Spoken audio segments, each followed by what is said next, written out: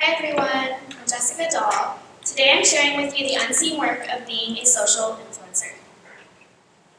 Before I get into that though, I'll tell you a little more about myself. I'm an influencer, blogger, and professional photographer living in the San Francisco Bay Area. I didn't just wake up one morning wanting to be an influencer. Instead, it was something that happened gradually over time. In 1999, when I was in high school and the internet was brand new, for fun, I used to hang out in AOL chat rooms. During this time, I made a small group of online friends, and we spent our free time learning HTML, designing websites, and even having our own weblogs. In case you didn't know, weblog is what the word blog is short for. In 2006, I started my photography business. At first, I focused on fashion and editorial work, and then moved on to portraits. In 2014, the demands of my career as an influencer became larger than that of my photography business. So now I focus my effort there. Who would have thought that 20 years later, I would call this my job? So raise your hand if you've heard of the word influencer. And keep your hand up if you know or follow one online. Cool. An influencer, by definition, is a person with the ability to influence potential buyers of a product or service by promoting or recommending it on social media. There are several types of influencers, ranging from celebrities to hyperlocal with a smaller but dedicated following. Celebrities are perhaps the most well-known type of influencer, drawing a massive following with a wide range of interests. Niche experts come next, typically someone who is an expert in their given field, such as a professor or scientist. Content creators include bloggers, photographers, videographers, and even YouTubers. And last, but definitely not least, are micro-influencers. Micro-influencers are usually everyday people who have amassed a loyal following somewhere between 2,000 and 50,000. Influential people have existed long before social media and will continue to do so with whatever the future may bring.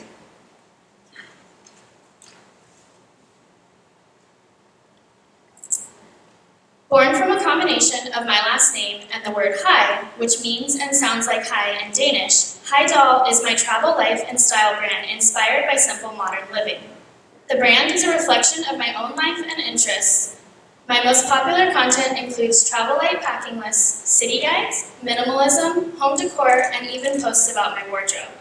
Heidal encompasses a blog and 4 social channels with a reach of roughly 2.6 million people per month. My most popular channel is Instagram with 194,000 followers, but my largest reach is on Pinterest with a monthly reach of over 2 million. Recent features include the San Francisco Gate, Magnolia Journal magazine, and modern luxury Silicon Valley. So what does an influencer's life look like? According to social media, you might think that influencer's life looks something like these photos. Relaxed in a lounge chair by the pool, drinking wine overlooking the city, or long walks on the beach at sunset. But an influencer's life really looks like this.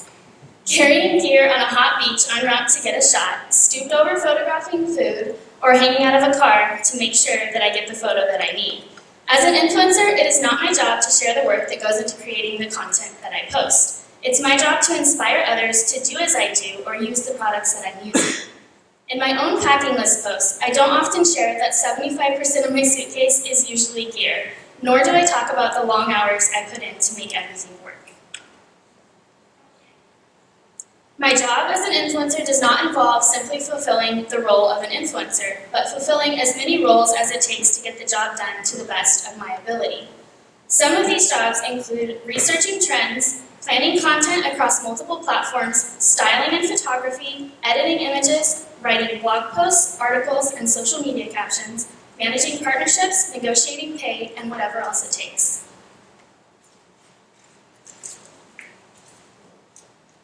So that said, where does my time go? What takes up the bulk of my time? I'll tell you one thing. As much as I want to say it's looking glamorous while sitting by a pool, it's not. It's email, so much email. The bulk of my time is spent answering emails and coordinating projects, with the rest made up of planning, photos, posts, and so on.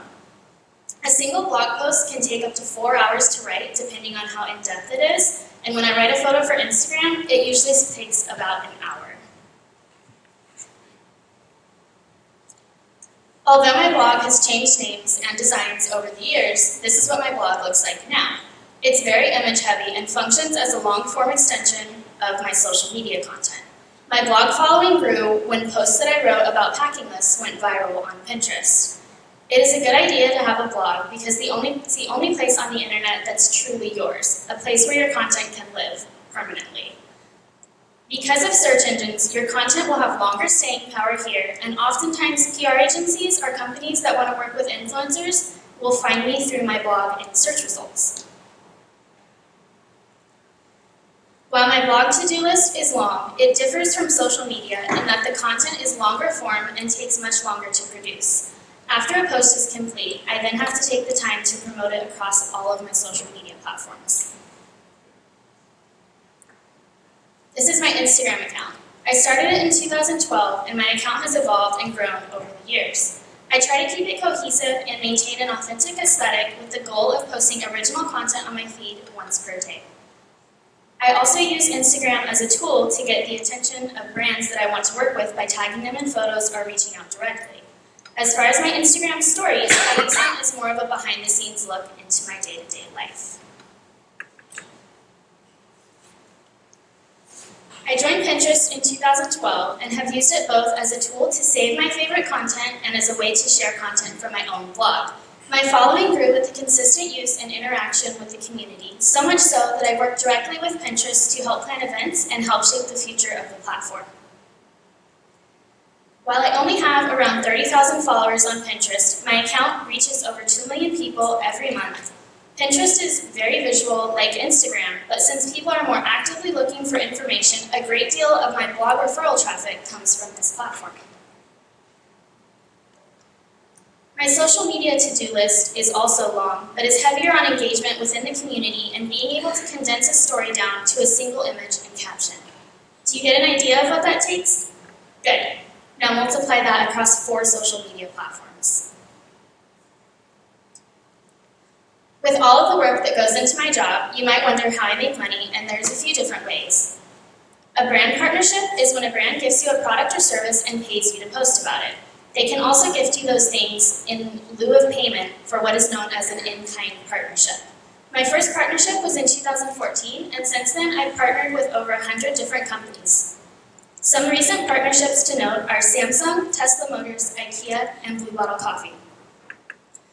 Affiliate income is commission earned using links to certain retailers. When someone buys a product using your link, it does not increase the price for them, but the retailer pays you a percentage of the sale. As a photographer, I sometimes photograph or license my images for other publications. My most recent work can be seen in the summer 2018 issue of the Magnolia Journal magazine, where I not only photograph new images, but licensed old images of mine as well.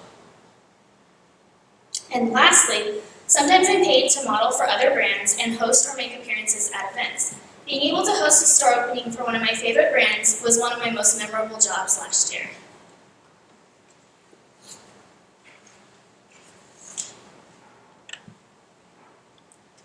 Being in the public eye is fun, but it also comes with responsibility. It's my responsibility as a potential role model to use my influence for good. So these are some of the ways that I like to follow being a good influencer.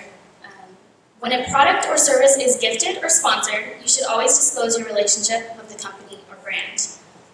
Would you buy an item or pay for a service with your own money? If not, it's probably not a natural partnership and you shouldn't partner with them. Did you have a bad experience during a partnership with a service or location such as a hotel?